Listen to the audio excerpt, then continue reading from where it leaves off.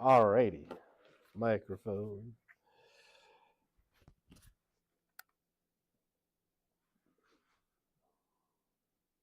Do re mi. Okay, perfect. All right, welcome back. So, oh, not higher. Then I won't be able to see anyone. I don't know who needs the pedestal like this high. All right, so lights. Obviously, we did the midterm on Wednesday. How was it? It's all right. Okay. As advertised, I hope. I only got a few emails, and it was mostly like a couple minor technical problems, and one person who, like, the fire alarm went off in CCIS, and they were writing there, so they had to like leave, and they're like, "Please give me more time," which I eventually figured out how to do on Canvas. So far, Canvas has been an adventure. Yay! And it can weirdly not do some things that eClass could do, but has great capabilities in other spaces. So I'm like, okay, we traded one set of problems for another. Okay, so we're going to move on from, obviously, I know it's October 11th. I feel like, we're now through the sort of first stage of kind of theories, right? So we're going to move on from our definitions of religion, how religion works, and theories of religion into one of the big debates in sociology of religion, which is around secularization. What it is, how it works, whether it's happening at all, and all of this fun stuff. So we're going to kind of move through, into that, which should take us a little while because there are a lot of different viewpoints on secularization within the space. And now what I'm going to present to you is probably like the 5 or 6, I can't remember, I think 5 big theoretical positions. There are, of course, other smaller positions that are a little bit less recognized on secularization, but we're going to try to cover, the really, really big ones. Okay, so I don't know if we have any. What's the step count looking like? Probably pretty bad because I pulled my hamstring on Sunday and walking has been a pain. Only 4,000 steps today. Usually I would start my Friday with like a run, but that's not going to happen for the next couple of weeks as I can barely walk. Weirdly, stairs are fine, but a slight incline is incredibly painful. I was walking through Hub Mall and going one way is fine, but the other way you end up walking up the ramps and it's like ow, ow, ow, ow, ow. So that should be fun. Anyway, step count's a little low today. All right. So any other questions before I jump in? Yeah, please. I am hoping about a week and a half. That's usually my kind of average time is about a week and a half. I haven't started yet, but and the Thanksgiving holiday is in kind of a weird spot, but I will try to get it done. I have some TA help, I think. I don't know if she signed the contract yet, so hopefully that'll speed things up a little bit. But yeah, I'm hoping Tuesday of next week, it's my goal that that's going to be my one task is to work on marking it as much as possible. So yeah, generally speaking, it's about a week and a half for me to turn around exams. So yeah, if it's any longer than that, I usually start to feel bad until I hear about professors who have like not returned grades for assignments like in the first month, and then I feel less bad. But I will try to turn it around as quickly as possible so we have time to set up, review sessions if you need. Okay. Oh, one other thing I should say before we go forward, especially when it comes to the theories of religion, right? So that last unit we did, which is that number 4 slideshow, people are always going to ask me this question when it comes to midterm 2 and the final. Is it cumulative? And the answer, I've always said kind of, and that seems to confuse people. So this time I'm going to say yes. Those theories, but it's yes in a weird way. Those theories that you just covered and we were just tested on, you're not going to have to re-explain them, right? So in that sense, no, it's not cumulative. And like on the final, I'm not going to ask you to explain Smith's subcultural theory of religious strength or anything like that. However, there are going to be questions on midterm 2 and the final exam that are going to be like, hey, now we're talking about the nuns or this phenomenon within the nuns. What theory of religion, and we're going to have theories of secularization as well, best explains this phenomenon?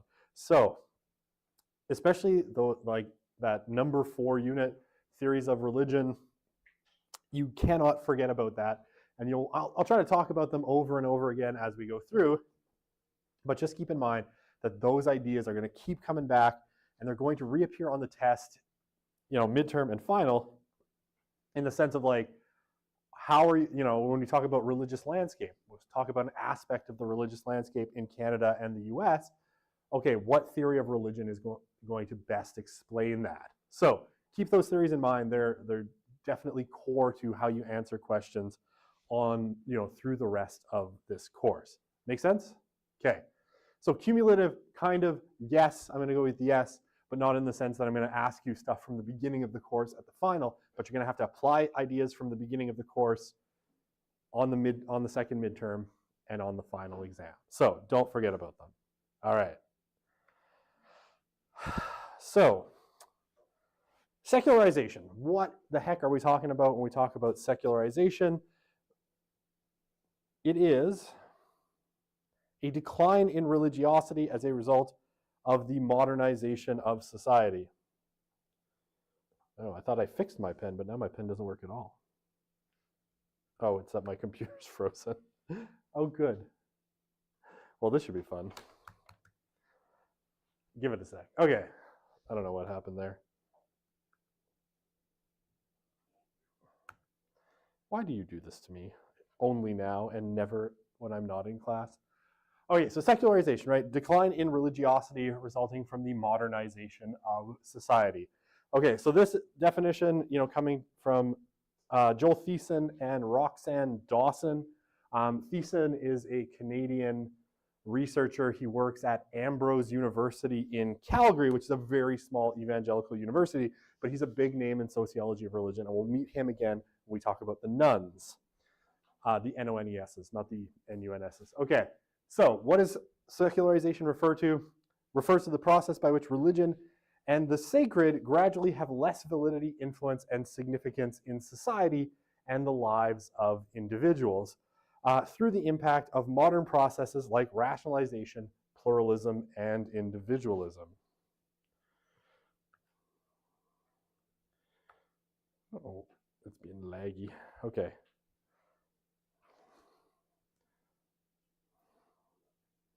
Hum. Okay, so when we get to this kind of concept, probably the most important theory or the most important term that we're going to talk about is modernity. What the heck do we mean when we talk about modernity? So modernity, if you want to put it in kind of rough historical date terms, probably starts somewhere around the 1750, the middle part of the 18th century, particularly when you get two really important things happening, which are industrialization and subsequently urbanization that comes along with that, right? So I'm sure you've been learning about the Industrial Revolution probably since junior high or high school at the very least, right? But it was this period of intense social change, right? Where suddenly the whole means of production, to put it in Marxist terms, went from, craftsmen building things on their. There's a very, very big lag on this. Okay, now apparently the lag is all gone. This is so weird. Can I write now? Yes, all right, very good.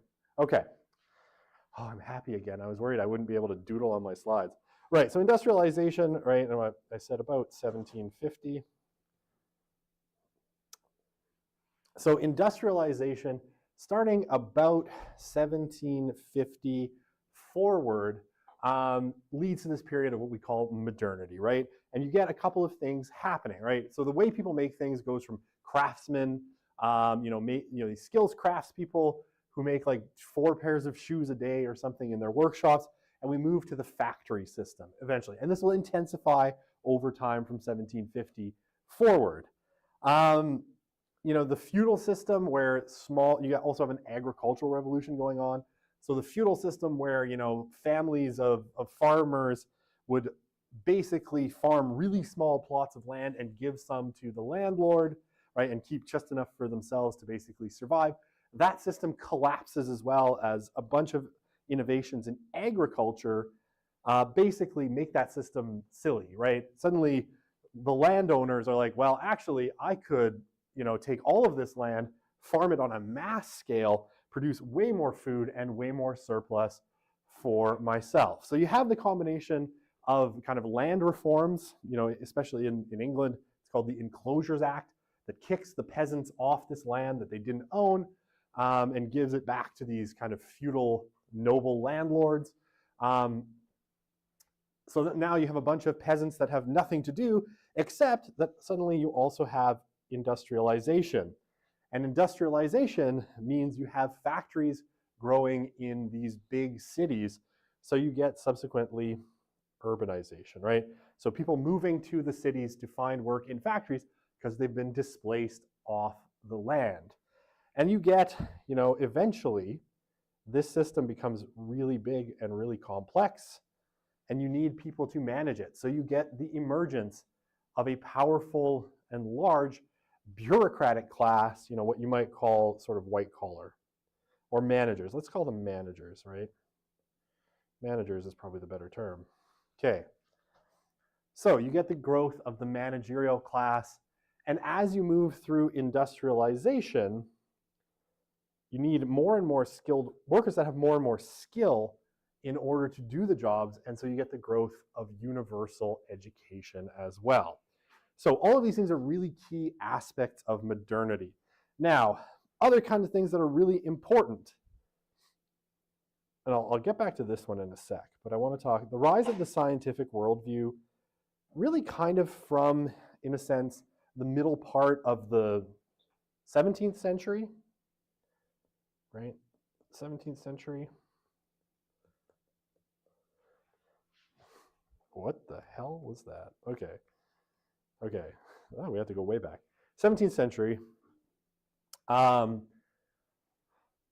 get the growth, what's sometimes called the scientific revolution, and the growth of the scientific method and a scientific world view, which really sort of leads to the growth of rationalism, right? And especially we see this during the period called the Enlightenment, which again kind of starts in the 18th century and continues to move through the middle part of the 19th century, where people start to really want to think about the world more in rationalistic, materialist, and mechanistic kind of terms, right?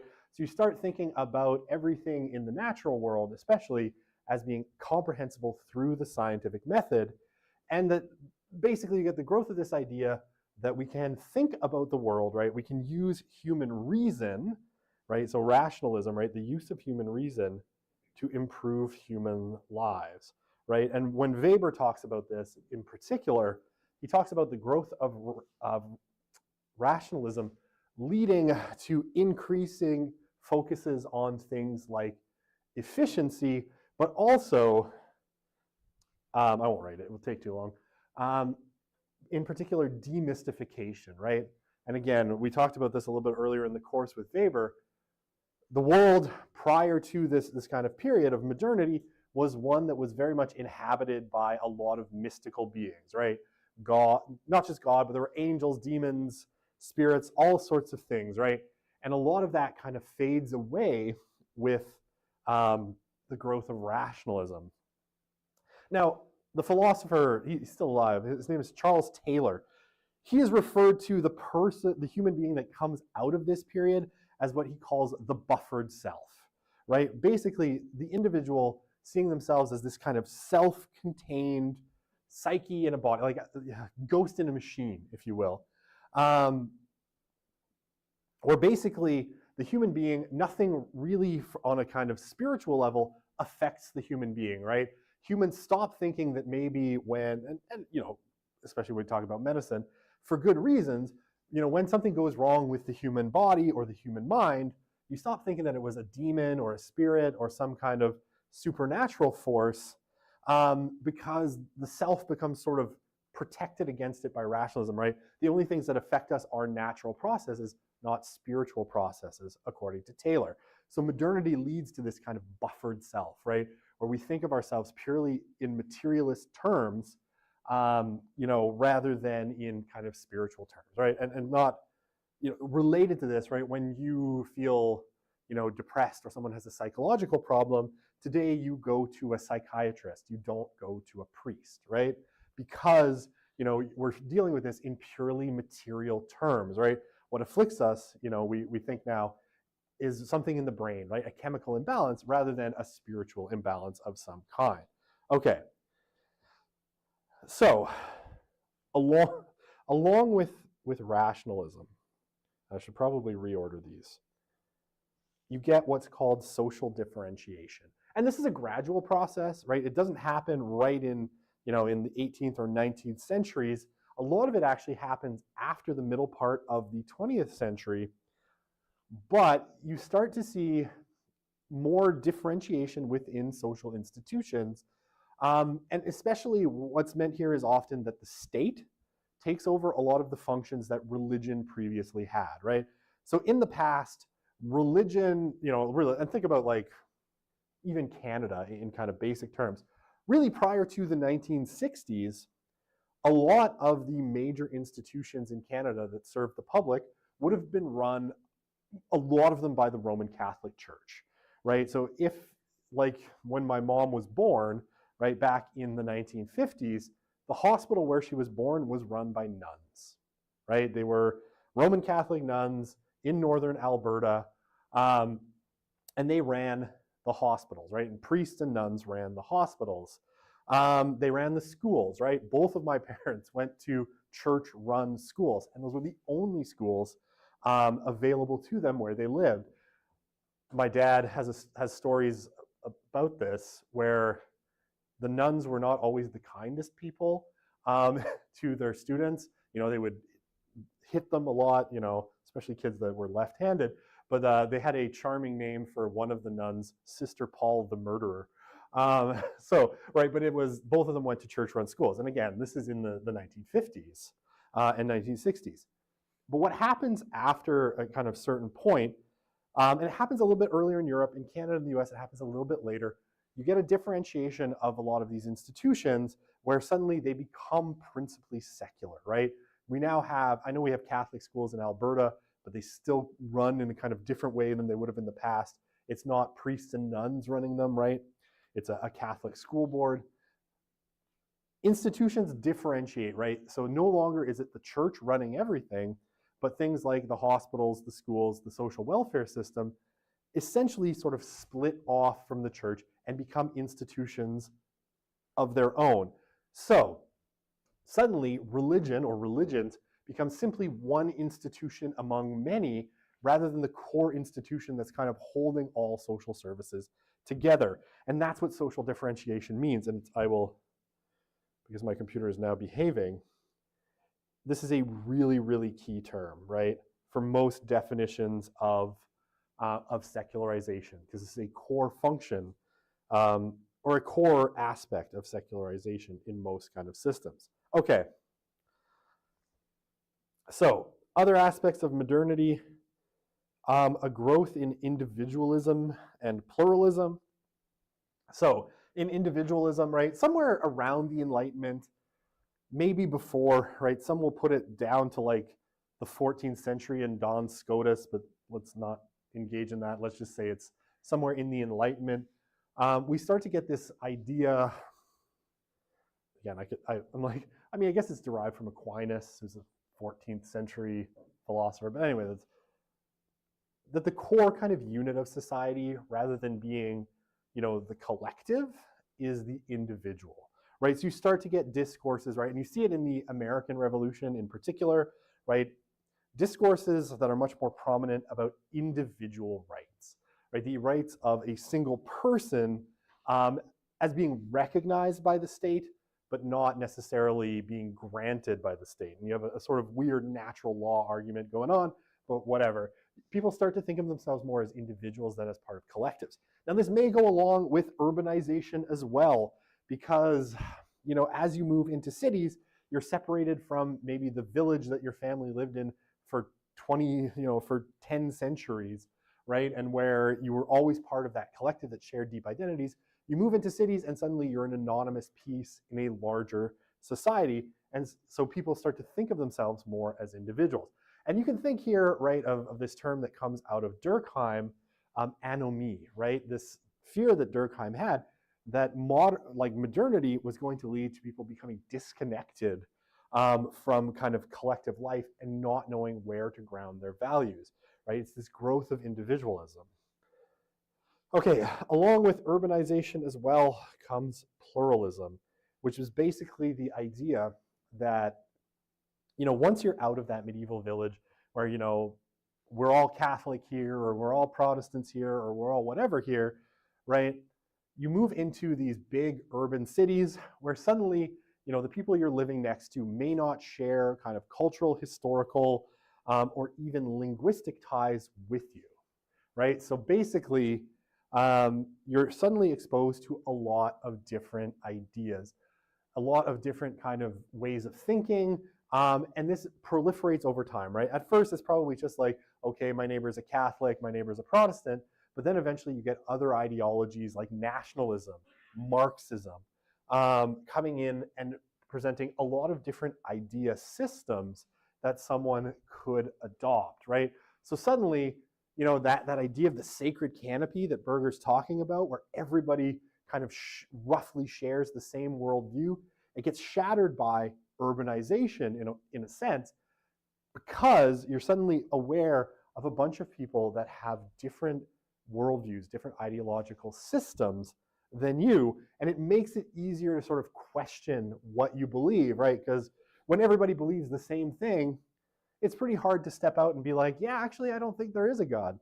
But when there's a bunch of people that believe different things, right, it's like, oh, well, over here we have some Jewish people. Over here we have, some Muslims. Over here we have some Catholics and Protestants, right? Which of these systems could and some atheists. Which of these systems could possibly be right? They all have some valid ideas. It makes it hard to kind of hold together a kind of worldview system in different ways. Or you're just adjusting your scarf? Okay, no questions, just adjusting.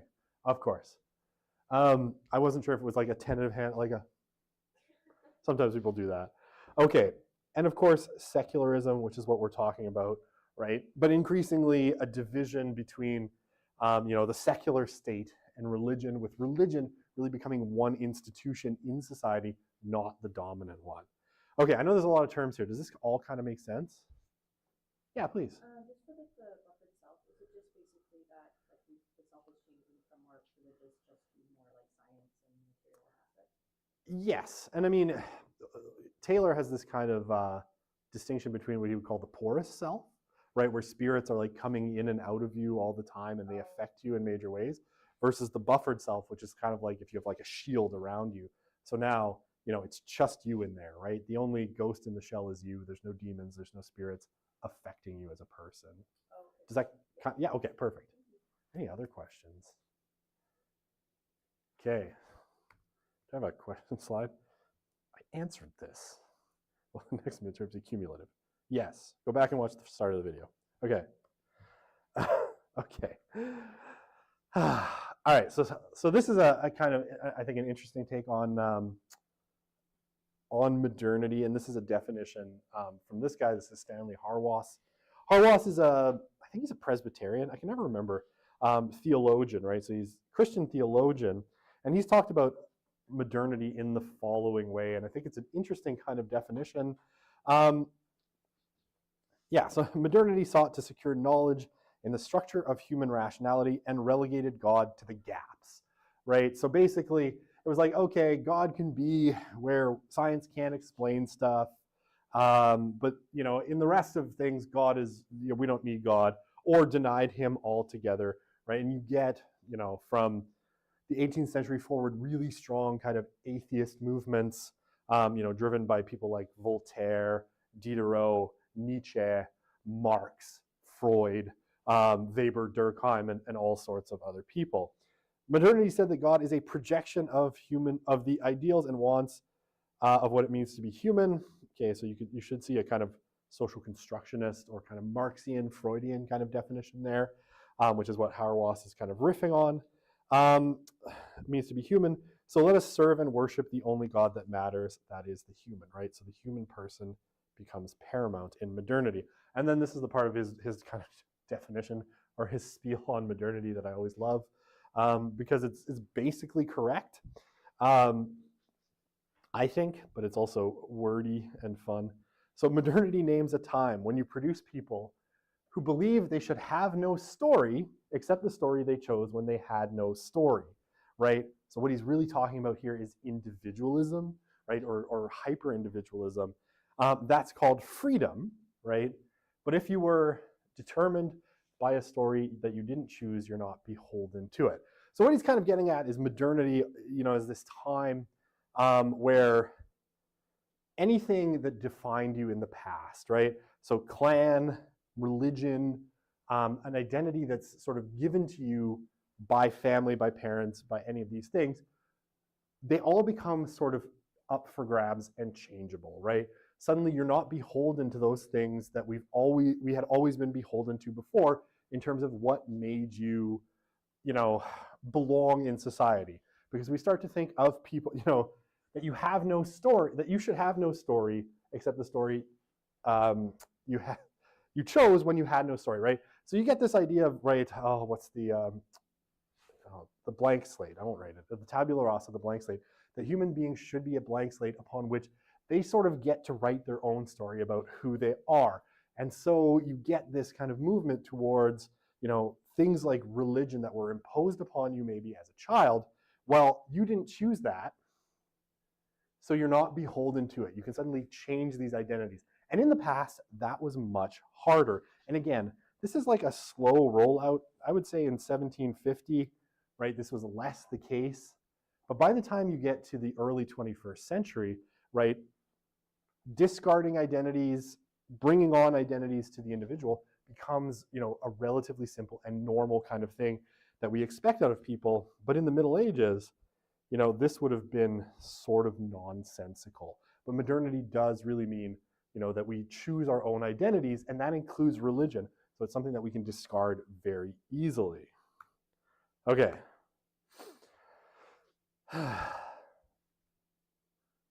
So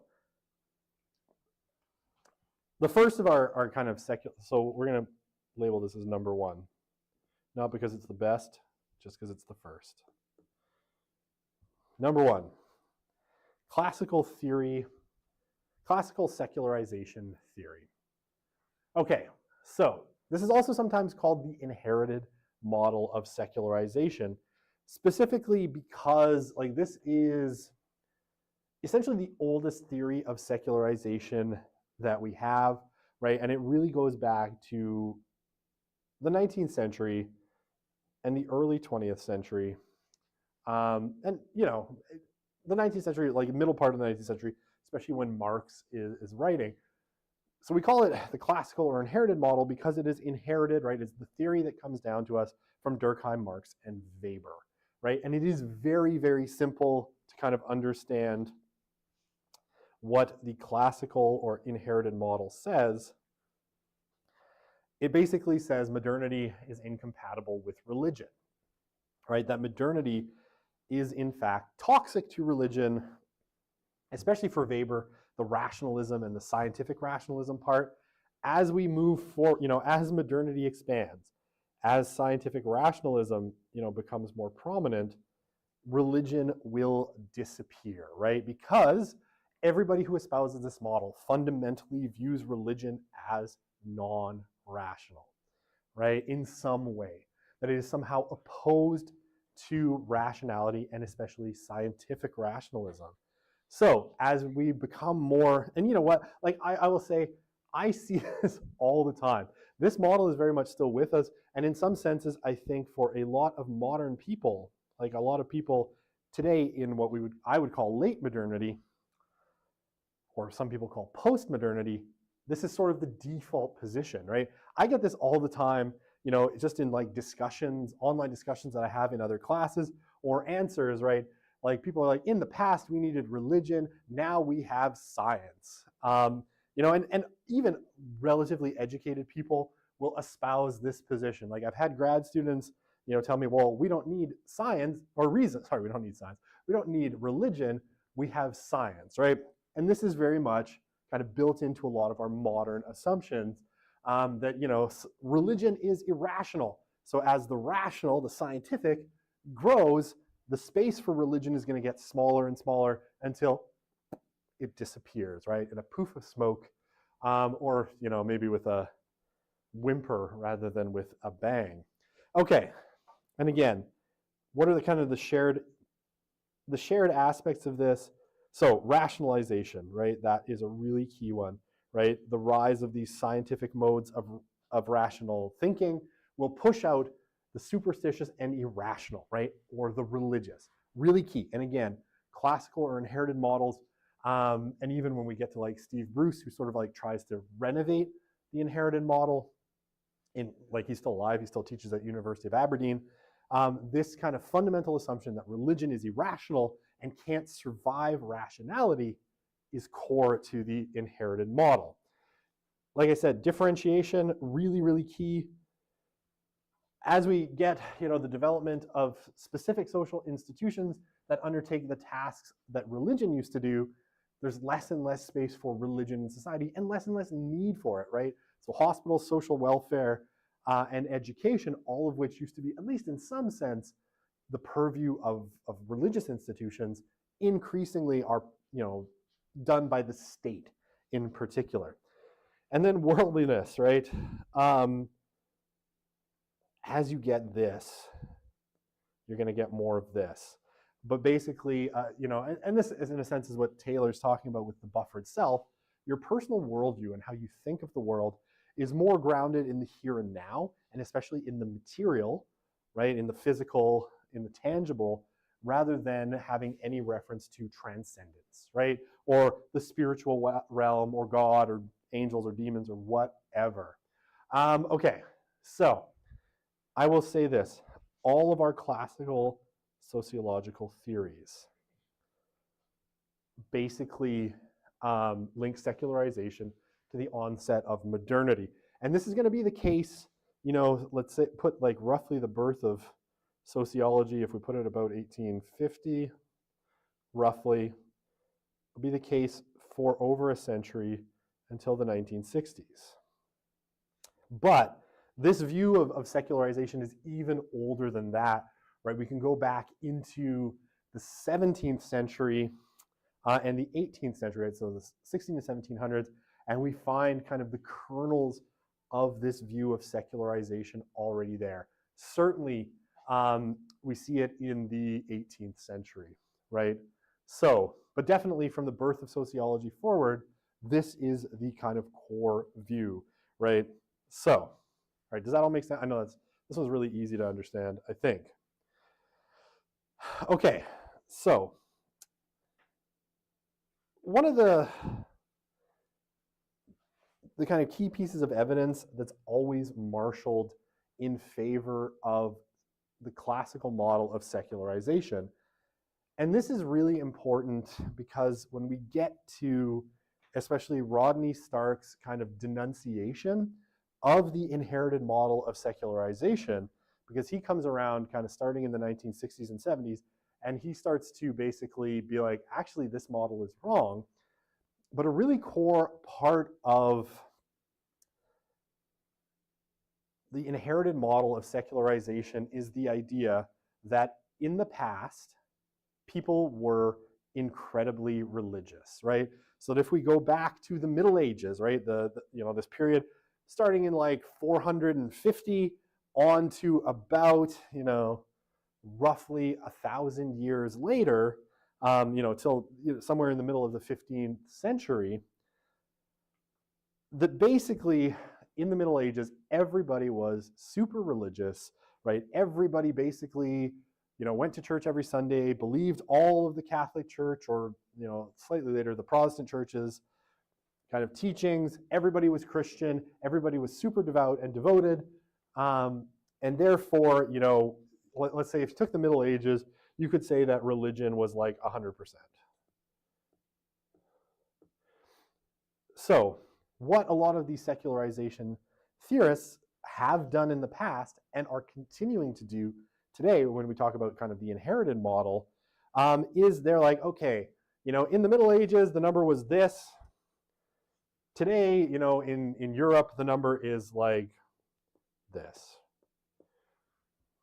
Ergo, or therefore, what we have is a process of secularization because we have, a decrease in affiliation, like belonging to churches, and less attendance, right, and less belief, right? So if we take our 3 B's of the sociology of religion, right, belief, behavior, and belonging, all of those kind of decline. And the key piece of evidence, like the key place where we can talk about this, is Europe. Principally because modernity arrives in Europe first, right? Europe is the first place to industrialize, to urbanize, and therefore, the kind of theory is what we see in Europe should be reproduced in other parts of the world as they enter modernity, right? And think here of modernity not as an even historical process. There are parts of the world that are going to be modern, and there are going to be parts of the world that are pre-modern, right? And even today, right, we could make the case that there are societies in the world that are modern, like Europe and North America, and then places that haven't had industrialization, so they would be kind of less modern, right?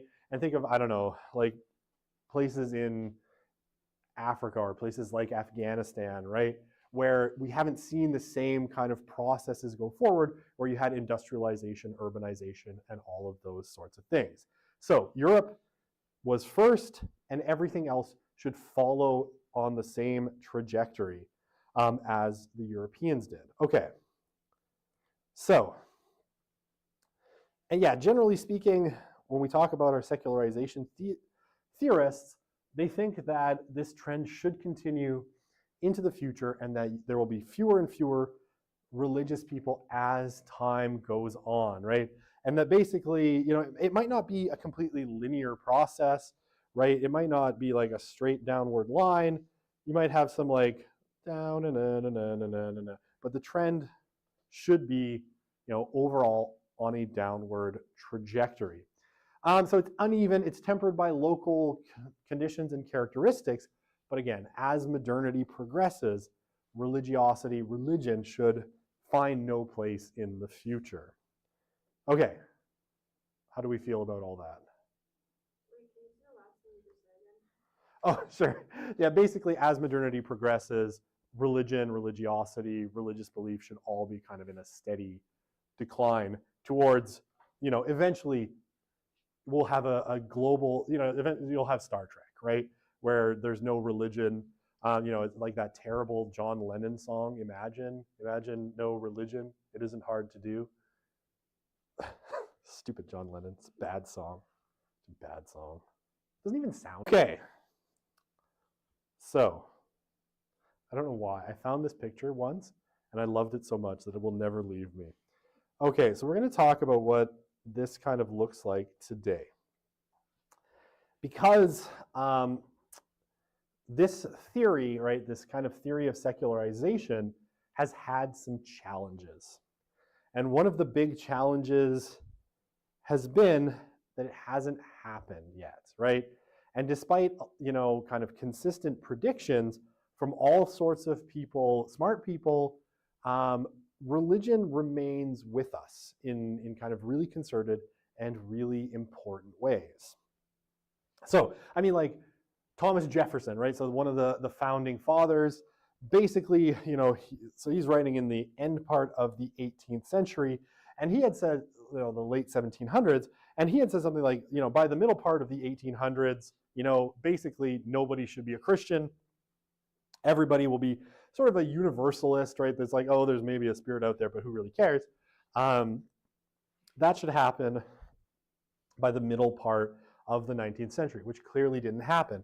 But even more famously, and we'll talk about this when we talk about Stark's position on secularization, people like Peter Berger, well, obviously like Marx, Durkheim, Weber, all thought that religion was going to go into this steep decline and disappear. But Peter Berger in the 1960s had written about secularization, and I've quoted this before, that basically by the year 2000, there would be no, the last few religious people on earth would be huddled in these kind of isolated communities, like in the mountains or something, trying to resist the onslaught of a global secular order. And this is something that in 1998, Peter Berger wrote, an article in Sociology of Religion being like, about that. That was wrong, right? And then Rodney Stark writes a subsequent piece in 1999 being like, nana, nana, nana, nana, nana, nana, you're dumb, I'm smart. And it's, I'm pitching it at a low level, but if you read the piece, it's kind of that in academic parlance. Like, haha, I told you you were all being stupid. Now don't you see how stupid you were? Can we all abandon your stupid theory? And it's basically the core of the piece. And I love Stark because he takes shots at pretty much everyone. Okay. So responding to this kind of problem, right, that we haven't seen secularization happen yet, right? That religion still seems to be kicking about, rearing its head all over the place. Bruce writes this piece, and he's still what I think one of the few sociologists working today. There's a couple of them. They pop their head up now and then to be like, see, the social statistics finally back up the inherited model of secularization. And then subsequently, something changes and religious decline sort of slows. But anyway, Bruce is one of maybe like 5 that I know of sociologists who still really adhere to this theory of, like, sociologists of religion, I mean. There are sociologists of work and industry who probably think this, but I don't care what they think because they don't know anything about this. They probably know about, like, the unemployment rate in Quebec City in 1994. We don't have to care about what they think. In terms of sociologists of religion, I know of maybe 5 prominent ones who still really kind of think this. Okay, so what does Bruce say? He's basically an advocate of what he calls late secularization, right? So he's like, the core argument that he makes is, we were right about the sort of general notion of secularization contained in the inherited model. We just got the timing wrong, right? That basically the process is what we said it was. It's going to play out exactly how we said it was going to play out, where we're going to end up with no religion at the end of the day. It's just, we thought it was going to happen, starting in 1850 and being done by the year 2000, but we got the timing wrong.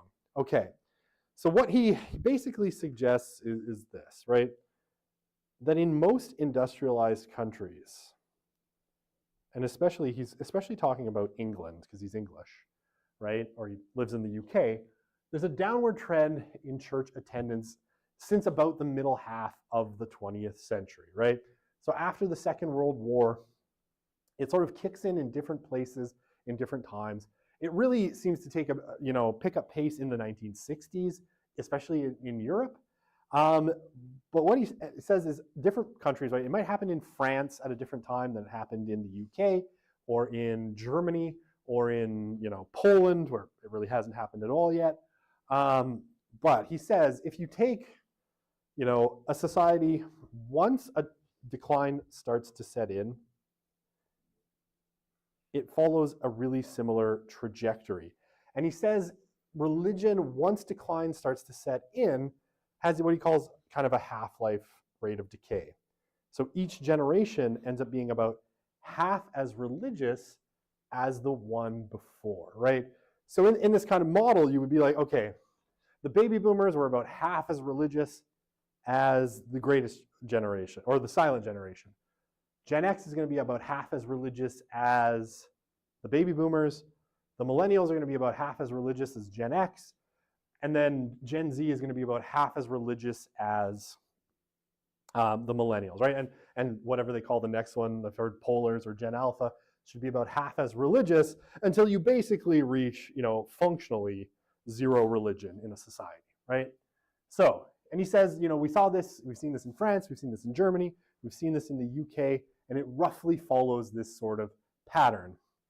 And what he says is nothing really seems to reverse this, right? So a theory, and here he's kind of aiming some of this, at least, and a few different parts of his kind of analysis against a theory that we'll hear about at the end of this unit.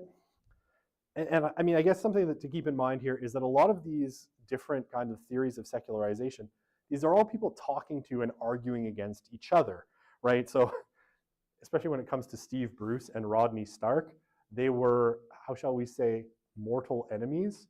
I remember hearing an interview with Rodney Stark where he was asked about, hey, you said this. Steve Bruce, one of your contemporaries, says the following.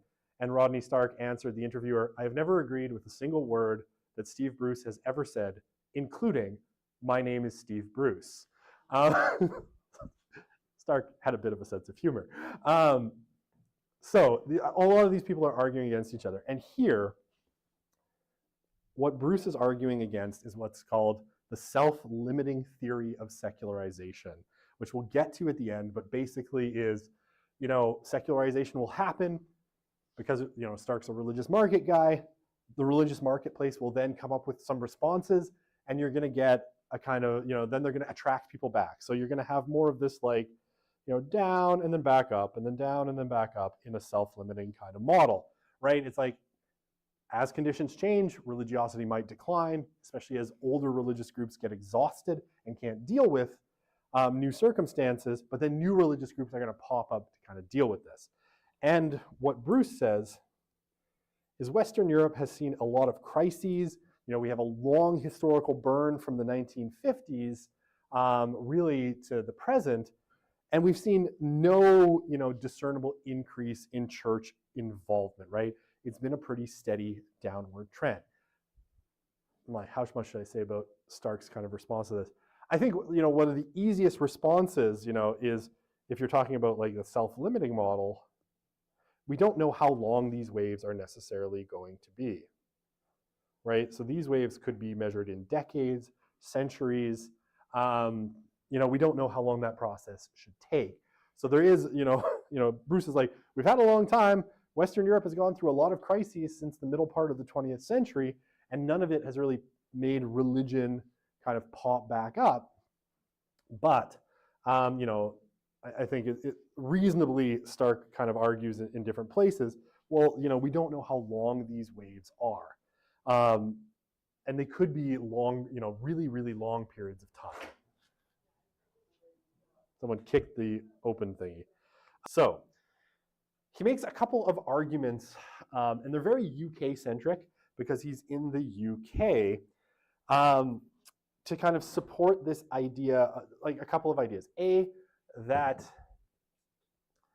religion is in pretty sharp decline, and B, that a religious revival, right, that something like a return to religion is relatively unlikely. Now here, maybe a little bit of historical context is worth giving. One of the things that happens through the 19th and the 20th century in both the UK and the United States. Do I have a slide on? I can't remember. I know I put one in. I just have to look forward for half a sec. No, okay, I don't. Never mind. Well, I'll just kind of explain it to you.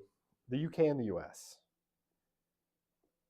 Through the 19th and into the 20th centuries, you have these movements that are called the Great Awakenings, right? And depending on who you talk to, there's either been 3 or 5, somewhere between 3 and 5 Great Awakenings, right? Or revivals. Now, basically, what kind of happens in the 19th century in England, or in the UK and in the US, is in a lot of ways, religion is like Christian faith is at a kind of low ebb, right? It's not particularly vital. It's not being practiced as much. And there's pretty, solid evidence that like weekly church attendance rates in the 19th century were pretty low. Everybody in England would have sort of said, yeah, I'm an Anglican, because everybody was, but their actually kind of lived practice of this was relatively low. And into this mix, you then get a bunch of religious reformers that come in and sort of work to revitalize kind of Christian faith. Very famously, you have the Wesley brothers, John, and I can't remember the other one. I want to say Charles, but I might have that wrong, who found a kind of offshoot of Anglicanism called Methodism, right? And they go around, and their followers go around doing these kind of, from town to town, doing what are called revivals, right? Where they go in and they preach, the message of Christianity. You get the Baptists doing, another Protestant Christian denomination doing similar things. And so what you have in a lot of, I think you can say pretty conclusively, a low ebb, kind of early to middle part of the 19th century, and then you go through a series of these revivalist movements where people are bringing new forms of kind of Christian worship to people, some that are a little bit better attuned to kind of the current cultural norms of that time. Better music, other things. We'll talk about it. Better preaching, more relatable stuff compared to the, seminary-educated Anglican priests who basically make a career out of being an Anglican priest. And you get kind of religion rising through these, between 3 and 5 kind of great revivals. So that by the time you hit kind of the 1950s, religion in a lot of ways is kind of at an all-time high in terms of how many people are participating, how intense that participation is in both the US and the UK. Like, how much detail should I give you here? Arguably, the kind of last revival happens around 1900. Sometimes people call this the Fifth Great Revival. It's also sometimes known as the Azusa Street Revival because it happens on Azusa Street in Los Angeles. And that is the birth of a Christian movement called Pentecostalism, which, I in a different class, CHRTC 203, I deal with Pentecostalism in a much more concerted way. But it's probably the biggest and the fastest growing version of Christianity today, especially in Latin America and Africa. But it starts, in LA on Azusa Street, and it sweeps through the US and then from the US onto every part of the world where American missionaries go. And so, yeah, by the 1950s, you see this lots of really intense forms of Christianity. And then you see a kind of slow decline starting in the 1960s, where you start to see kind of generational declines in religiosity. We'll talk about that when we talk about the nuns a little bit later in the course. And the growth of kind of non-religion as a part of practice. So, in essence, what Bruce is doing in a lot of, this section on declining on these arguments is he's making an argument that the kinds of revivals that we saw happen in England and the UK through the 19th century and into the middle part of the 20th century are unlikely to repeat, right? That basically this was a one-time phenomenon, and for a bunch of reasons that have to do with the spread of modernity and all of that stuff, that kind of re-intensification of religion is unlikely to happen again. So he's basically arguing against Stark's self-limiting concept of secularization, a big chunk of that argument has to do with those revivals, right? The fact that religion was at kind of low ebb, and then it sort of, a bunch of religious innovators came in, created new forms of Christianity that appealed more to people and drove Christianity's kind of grip back up in society. Okay, so does that all make sense? I know it's a little bit of historical context, but it makes this whole argument make a lot more sense. Yeah, please. Yeah, so Stark has a couple of theories in here because he's prolific.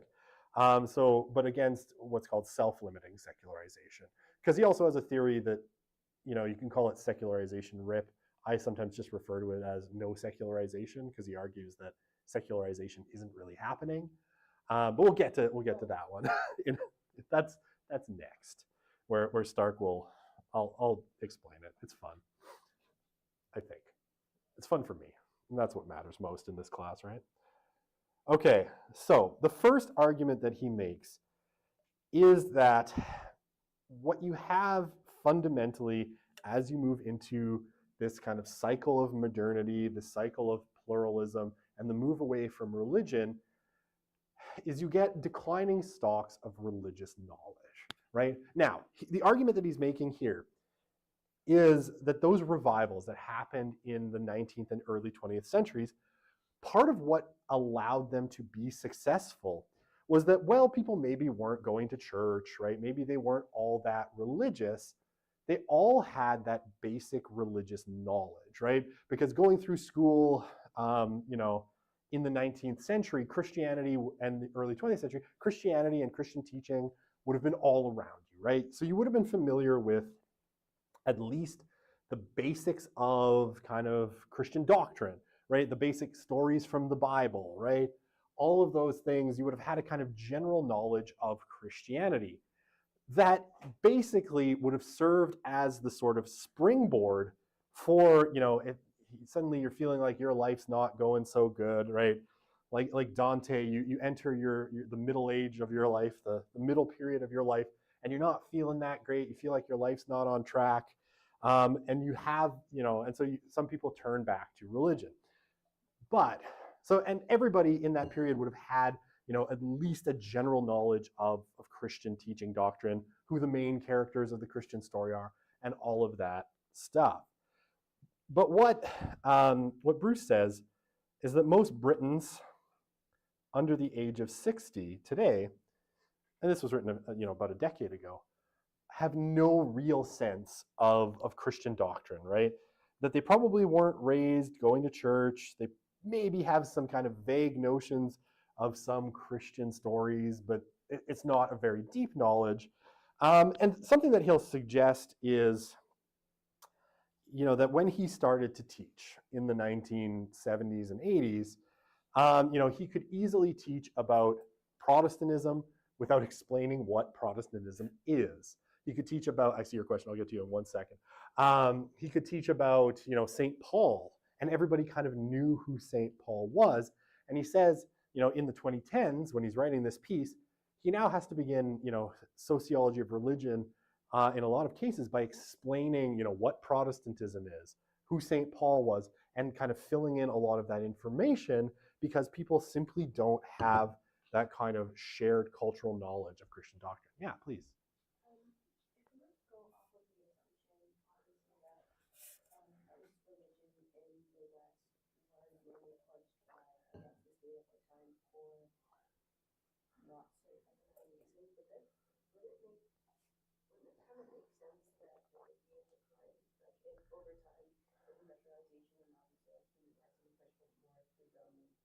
Being able to understand these people really wrong. It just kind of makes sense that because then so many values from the church have been embedded into it, it still attribute it. Well, like maybe kind of hard to do it to be like teaching anything. I think, okay, so now it did make sense. You and Tom Holland would be really good friends. Because this is essentially Tom Holland's sort of opinion. I was just listening to an interview with him the other day, like 2 days ago, because on my free time, I listen to historians talk about like Christian history. And he was making the kind of case, he was talking about Nietzsche. Okay, so he was making the case that like basically progressive values today are essentially Christian values stripped of the Christianity, right? The concern for the downtrodden or the oppressed, right, is essentially a Christian teaching. And he was talking about Nietzsche, and Nietzsche, who was a 19th century semi-mad philosopher, but one who understood Christianity really well, had a great hatred for English liberals, right? Because he viewed them as the kind of pathetic reflection of Christianity, one that took on all of the values of Christianity, which Nietzsche hated Christian values. He thought of Christianity as a slave religion, right, and thought it sapped all of the cultural strength from the Greco-Roman world. But basically, English liberals have embraced all of the kind of Christian values, but basically have sort of stripped the Christianity out of it, right? And yeah, that's become embedded in notions like human rights, international law, feminism in particular ways, while kind of taking Christianity out of it. And then, yeah, you're going to see a sort of, what was the context? Holland was making the case for, look, if you want Christianity to thrive, make Christianity weird again, right? Because all of the sort of kind of basic values have been so absorbed into the culture that, you know, that stuff isn't going to appeal. And it's those very supernaturalist forms of Christianity that seem to be drawing people because they offer something potentially that the world can't offer, right? And so, yeah, I mean, I think that's kind of a similar argument. As some of the core Christian doctrines become so embedded in kind of liberal democracy, you don't need as many of them, right? And again, we'll talk about this as we go through. So we'll talk about what Christian sects are kind of thriving and what aren't. But the ones that are like social justicey, right? It's like very kind of culturally accommodated, aren't really doing well. We call them the mainline churches. And like if you think in Canada of something like the United Church, it went from like 19% of the population in 1950, and today it's 3, right? It's that's a great face. Yeah, please. I don't know if I my like timeline is correct, but like the wars sort of like have an effect with that, or was just The which wars? like The war second. like 1 and 2, that it was like stuff like that, but people just like there was other things to worry about than trying to like go to church and stuff like that had a decline. So, I mean, when you get to the period of the wars in the U.S. anyway, I don't know the statistics in Canada, but I suspect they're fairly similar. Um, it's something like 95% of people identified as Christian, and of that, you know, a very large percentage were attending church, which is why we kind of see it as like a high point. It's like very strong identification and pretty strong kind of lived out at that period. And the wars don't really disrupt that. The disruption comes in the post-war period. Also, after like, the wars had happened, when things kind of like came up, especially like with like the Holocaust, and some people you kind of saw like some people were kind of like, how would God do that? And some people were kind of some of that stuff came out. There's certainly some of that, but I think it's more the '60s counterculture movement that kind of drives things down. And I mean, there is okay. Now no. It's a really good and really searching question, and it's really smart. It's a little hard to answer in the sense that, like, I think Europe in this sense is a little bit different because the Europeans are looking at their own societies and being like, what have we done? Right? Like you've got 60 million dead Europeans after the Second World War. I mean, most of them are Russians, but you know, and the Europeans don't really care about the Soviets. But there is this kind of sense of horror at what's happened, right? A little bit more in Europe. The United States is a different kind of story because it's sort of triumphant coming out of that period. But then it goes through that kind of '60s counterculture and a greater emphasis on individual rights, and that's when the trouble seems to start in the U.S. more so than after the war. Yeah. Speaking of European exceptionalism, how is it that Holland, Holland had strong statement that like religion needs to be good to be was good to be required to work. What is it only applies to West, not in other continents or parts of the world where religion is into the culture, but it's not largely religion. Why? Well, okay. I mean, this again, we're getting off track. I'll answer your question quickly, and then I'll try to get back on the rails somehow. When you look at, let's say African spirituality, Christianity, less so with Islam. Islam has a slightly different character. But if you look at the forms of Christianity that are really thriving in Africa, they're extremely supernatural, right? Like they're very much focused on, you know, healing spirits, you know, the power of the Holy Spirit, all sorts of things like that. Like Pentecostalism, which has this intensely supernatural focus, is extreme, like it's growing in Africa at rates that are shocking, right? The same thing with very supernaturalist forms of Catholicism. What doesn't seem to work in Africa is, you know, very kind of, how shall we say it to be kind, bland and boring forms of Christianity coming over from Europe, like Anglicanism, Presbyterianism. They have no time for these kinds of social justice-y kind of focused versions of Christianity. And like Islam is a little different because mostly where Islam is spreading in Africa, it's spreading through really high birth rates. It's a slightly different kind of mix for whatever reason. But I don't know if that answered your question. But I think what Holland is kind of reflecting on is those forms of Christianity continue to do well even when we encounter modernity. What doesn't seem to work is like those that are kind of undifferentiated from the kind of cultural values that Christianity is influenced, but now are just kind of soaked into the fabric of society. Okay, I must continue. My 20-minute detour. No, they're great questions. Please don't stop asking questions because I laugh, but they're really great questions. But it slightly gets me off track. And I could talk about any of these subjects for like an entire course, and have at times. So, you know, if I start to ramble in weird directions, I'm sorry. Okay, what am I talking about? Okay, declining stocks of knowledge. I remember.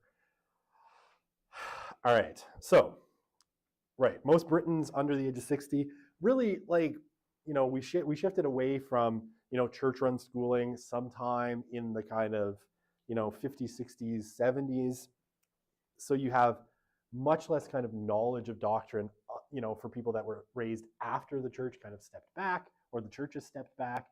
And what they will suggest is that the depth of knowledge, even for those, you know, who attend church, is not what it once was.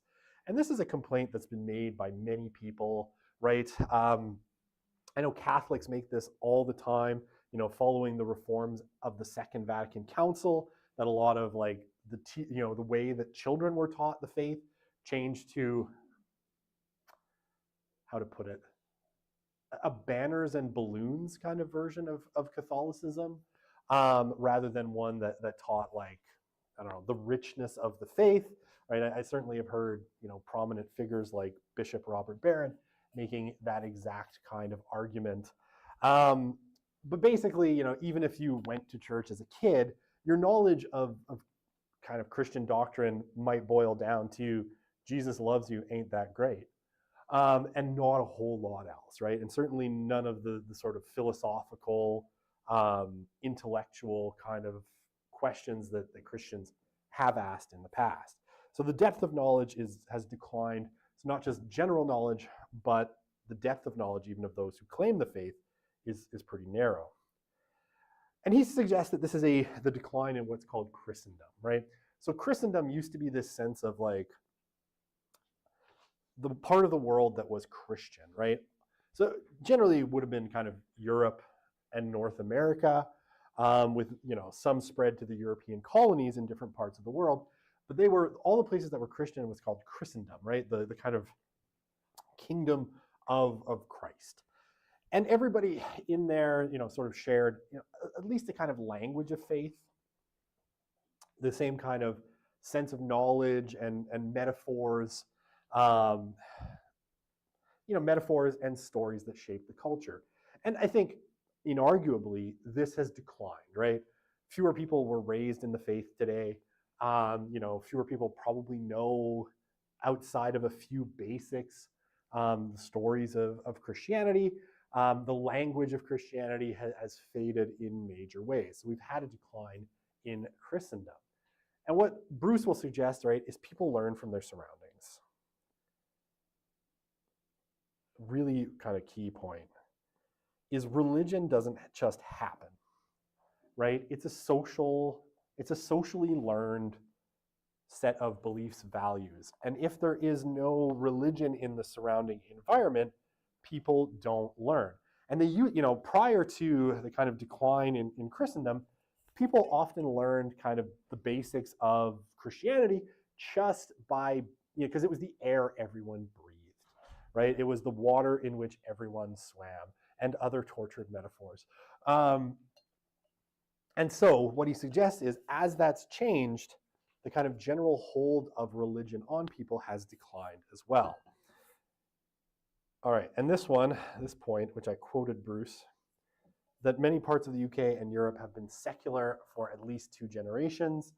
Okay, so this is an argument that he's making in the piece, and it's an interesting one. That some people will claim that religion is a sort of universal feature of human life, right? That there is, I don't know, like a universal inclination amongst humans for the religious, right? Or for the spiritual in some sense, right? That basically the reason that almost every society across human history has been religious is because there is a sort of religious impulse in human beings. What Bruce is claiming here is that no, that's wrong. He's suggesting actually that, is that a hand up? Okay, no, sorry. Okay. That if a couple of generations of Europeans have gotten by just fine without being religious, then religion isn't a kind of universal part of the human condition. It's a social product, right? And it's kind of a special social product that we can have or we can't, or we don't. Like we have it or we don't, but it's not something that human beings fundamentally kind of need. All right, so the decline of knowledge, central point. Even if, a religious revival were likely, right? Things get really bad. I was going to make a Justin Trudeau joke. I should probably refrain. The guy's on the ropes. Justin Trudeau is prime minister for 4 more years. Canada's falling apart more than it already is. I had to go there. I'm sorry. It's the jealousy over the hair. I don't know. All right. Even if things get super bad, right? Donald Trump is elected president and America becomes a hellscape, and this might lead people to want to return to religion. There's not much base of knowledge, he suggests, to drive it, right? Like, would people turn to religion if they don't know religion is a possible path? He suggests probably not. I must make it through more than 2 slides in a class. Okay. So I'm going to erase that stuff at the top. Okay, so social influence and religious conversion, right? Basically, what Bruce says is that you used to have in society a lot of people that would have been sort of marginally affiliated with religion, right? That you'll have, at the kind of, if you have a kind of a spectrum, you'll have some people over here, that are very religious. I'm going to just draw a cross for no reason, or a T, or a plus. And some people, who are very irreligious, but there's this big chunk in the, there's this big chunk in the middle where you would have kind of marginally religious people. And one of the keys for Bruce to religion's historical influence on politics is, the people over here I don't know what I'm doing, appealing to these marginal people and sort of bringing them over to their position, right? That, there are people, they're not that religious, they probably don't care about religion that much, but they still consider themselves kind of part of the team, right? I'm on Team Anglican, or whatever it happens to be. And so those people who are very committed can sort of bring them along into whatever debates they are kind of hoping to win the day on, right? Whether it's something like, opposition to same-sex marriage or opposition to abortion, or, whatever it happens to be. That these very religious people could bring those marginal people along and so kind of hold their influence. But what Bruce suggests, and I think this is, when we talk about the nuns, we'll talk about a phenomenon that we call marginal peel-off, where marginal people sort of get peeled off and become less religious. Marginal religious people are becoming, that group is becoming smaller. So you actually have, more people over here and fewer people over here. Or maybe the same amount of people over in the very religious camp, but there's less of these people, right? So that does a couple of things. For one, religion stops being sort of ever present, right? Because there's less of those marginal people. They used to be like, yeah, if you would talk to them, they might have been like, yeah, I guess I'm a Methodist. We go like at Christmas and Easter, but I'm still a Methodist, right? Or a Catholic or whatever. There's less of those people. Now those people are sort of peeled off and they're like, yeah, I'm nothing. I'm not religious in any way.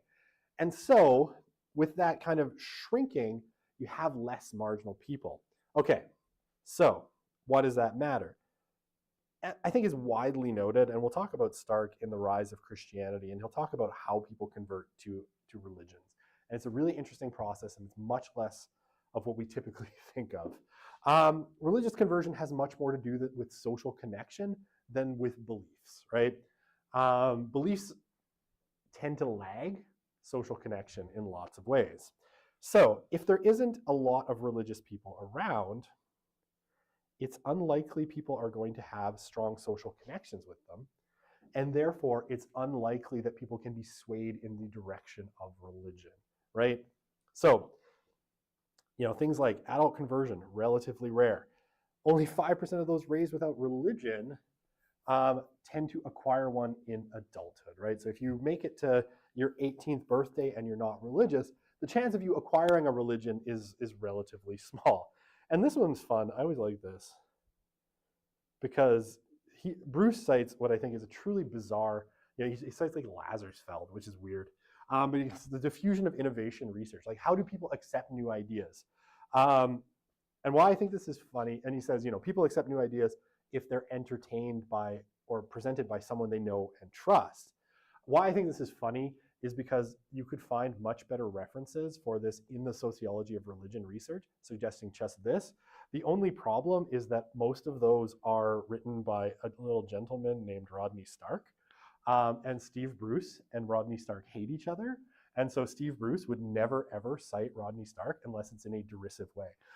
So he finds some other body of literature to cite instead of Rodney Stark, which I think is absolutely hilarious.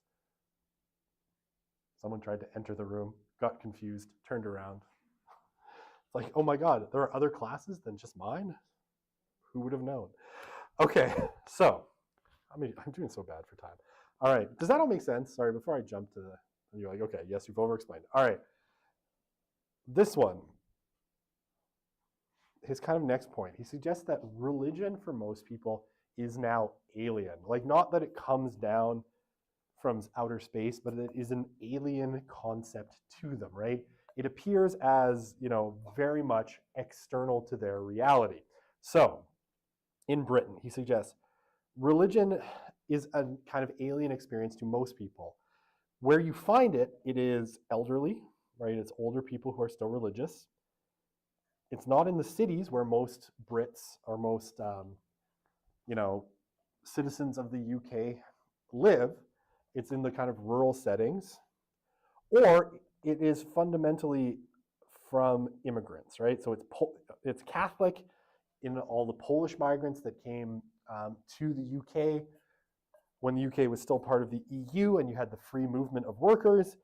It's African, right? So it's Pentecostal. And it's like some of the biggest churches today in London are like African originated churches, right? They actually start in Africa, and it's African immigrants who sort of bring them over. And they're these very not British kind of ways of doing religion because they're very lively. There's lots of dancing. There's not lots of supernaturalism, and it's very different from like, the traditional Anglicanism of the UK. Or it's Muslim, right? So again, it's an immigrant kind of religion. And I mean, you could put here it's Hindu and it's Sikh, right? But those people who are religious, for a lot of Brits, are people that are very different from themselves. And a lot of these communities, right, in terms of, Poles, Africans, Muslims, are segregated in terms of housing and interaction.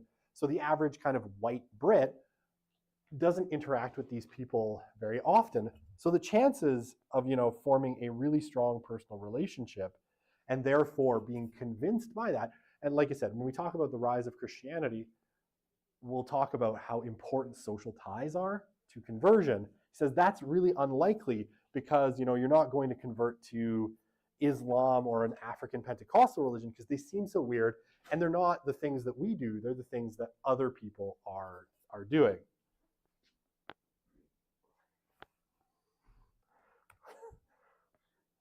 Yes, other classes happen. People. Okay, this one's pretty easy. I can do this really quickly, which is good. All right, because most people in Britain don't know anything about religious beliefs, it's really, really easy to caricature religion, right? And I mean, if you talk to most people, and ask them, what is Christianity about? Christianity is about being nice. It's about being kind, right? That's what Jesus taught, right? And nothing else. We'll talk about moralistic therapeutic deism later in the course. But it's kind of a really watered down form of what people tend to think of as Christianity. And anything, more doctrinal than that, opposition to abortion rights, gay marriage, whatever it happens to be, tends to be seen as somehow not Christian because, it opposes this sort of caricatured notion of Christianity and suggests that, all of it goes against the core Christian value of niceness. And yeah, so people frequently accuse, Catholics, evangelicals of being mean or cruel for opposing X, Y, Z, whatever it happens to be. And then, I'm being slightly facetious there when I say, because Jesus was the nicest guy ever. If you aren't following, being nice, you're not following Jesus. So Christians are just hypocrites.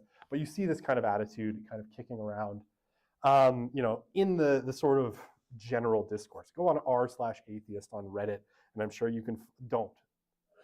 But if you want to see it, do. But don't, because it's terrible. And yeah, after the September 11 attacks in 2001, you get a kind of general, kind of lumping together of all religion as extremist and bad, right? And this is particularly the purview of what are called the new atheists, guys like, they're all guys actually, Sam Harris, Richard Dawkins, and Christopher Hitchens, right? Hitchens writes a book, what is it? God is Not Great: Why Religion Poisons Everything. That gets a lot of traction in the early 2000s. I won't comment on Hitchens, but the less said about him, I think, the better. So, in a largely secular society, trouble created by people claiming religious justification is blamed not just on a specific religion, but on religion in general. And right, as you see, especially things like the War on Terror, and there was a terrorist attack in the UK on the subway or the metro. All of these things get blamed on religion in general and the extremism and irrationality of religion. So religion gains a sort of bad reputation. Okay, I'm out of time. We'll pick it up here, which is sad because I think I got like one Bruce slide left, but I didn't quite make it. But we'll talk about secularization, rest in peace, next class.